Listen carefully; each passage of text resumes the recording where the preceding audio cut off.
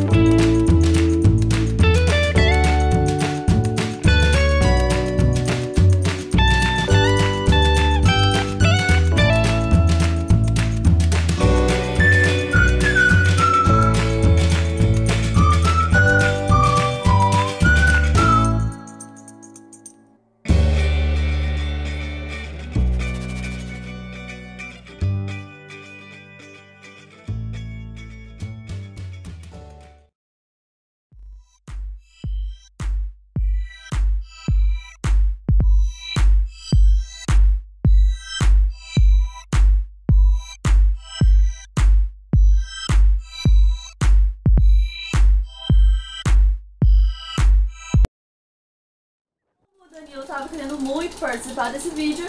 Eu vou chamar ele aqui para fazer as considerações finais. E pessoal, eu espero que vocês tenham gostado do vídeo.